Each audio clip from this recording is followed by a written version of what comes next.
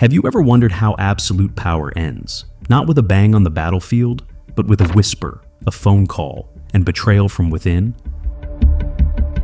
Tonight, we take you into the haunting last hours of Muammar Gaddafi, a man who ruled Libya with an iron grip for 42 years, only to find himself abandoned, hunted, and betrayed in the moment he needed loyalty most.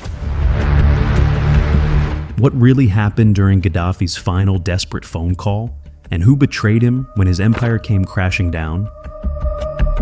Before we begin, make sure to subscribe to The Time Lens, where we unravel history's darkest secrets and the untold stories behind the world's most infamous leaders.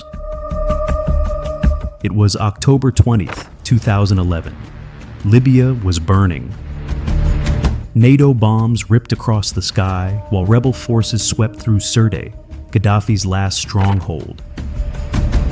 For months, his defiance had kept him alive. He moved constantly, hiding in safe houses, always on the run, clinging to the crumbling remains of his once unshakable regime. By that morning, Gaddafi was a shadow of the man who once called himself the King of Kings of Africa. His lavish uniforms and golden tents were gone. His army had collapsed, his sons scattered, some captured, some killed. Sirte was falling apart around him, reduced to rubble by NATO airstrikes. Yet he refused to flee Libya. Still, in his mind, there was one chance left, one final gamble, a phone call. Inside a small convoy of loyalists, Gaddafi clutched a satellite phone. His eyes, once fiery and commanding, were now hollow but determined. Reports say he attempted to call foreign allies. Rumors swirl of phone calls to Syria, to sub-Saharan Africa, even whispers that he reached out to Western contacts who had once courted him for oil deals.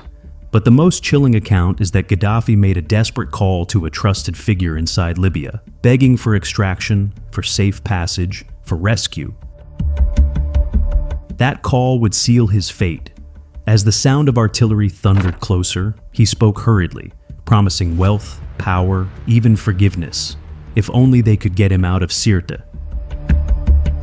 The man on the other end of the line seemed sympathetic, assuring him that help was coming, that a route was being arranged, that loyalists would meet his convoy. But what Gaddafi didn't know, what he couldn't know, was that this call was being traced. His trusted contact had already turned. Instead of arranging a rescue, the information was passed on to NATO and rebel forces. His exact location was betrayed by the very lifeline he thought would save him. The convoy moved. Gaddafi believed he was heading towards safety, perhaps a final chance to regroup and continue fighting. But the path was already set. A deadly ambush awaited. NATO jets streaked overhead, and within minutes, the convoy was struck from above. Vehicles exploded in fireballs, smoke choked the desert air, and the survivors scattered in chaos. Gaddafi crawled from the wreckage, dazed and bloodied. His golden pistol, his symbol of power, still at his side, loyalists dragged him into a drainage pipe, a filthy ditch beneath a road, where the self-proclaimed brother leader now cowered like prey. The betrayal was complete. His last call had not brought salvation. It had drawn the hunters straight to him. And yet, in those moments inside the pipe, Gaddafi still believed he might survive. He muttered prayers. He shouted defiance. He clung to the illusion that rescue was only minutes away. But the world had already shifted. His empire was gone, his name stained, and his end inevitable. This was not the story of a lion fighting to the death. This was the story of a man lured into a trap by the very voice he trusted. And the chilling question remains, who exactly was on the other end of that call? Was it a foreign ally who betrayed him for favor with the West? Was it someone inside his own circle? Or was Gaddafi, in his desperation, reaching out to ghosts who never intended to save him at all?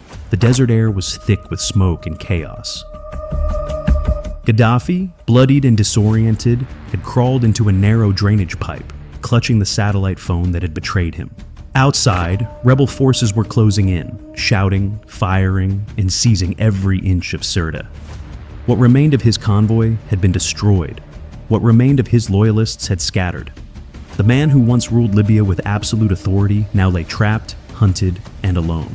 According to witnesses, Gaddafi tried to negotiate, even at this late stage. He called out to the rebels, begging for mercy, attempting to assert whatever authority he could. "Do you know right from wrong?" he asked, his voice cracking, trembling between defiance and desperation. He still hoped someone, anyone, would answer the call that he believed would rescue him. But no one came. His allies had abandoned him. His contacts had betrayed him. His empire had evaporated. The rebels pulled him from the pipe, dragging him through the streets of Sirte. His body was beaten, his face bloodied, his dignity shattered. Crowds of civilians gathered, some spitting, some mocking, others recording the moment for posterity. The once feared Colonel Gaddafi, the man who had defied Western powers for decades, was reduced to a spectacle of humiliation. Every blow, every insult, every jeer echoed the cruel truth. The power he had wielded could not protect him from betrayal. He was thrown into the back of a vehicle, bruised and dazed, yet he still clutched the phone, his last connection to a world that had forsaken him. The final moments of his life were punctuated by the bitter irony of that call. The allies who promised him rescue had not only failed to answer, they had ensured that his enemies knew exactly where to find him. In attempting to save himself, Gaddafi had walked directly into the trap. Shots rang out. Gunfire cracked, mingling with the chaos of the crowd. Reports vary on who fired first, but within moments, the dictator of Libya was dead. The brother leader's 42-year reign had ended not in the grandeur of a palace, not in the loyalty of soldiers, but in the dirt and blood of a city that once revered and now reviled him.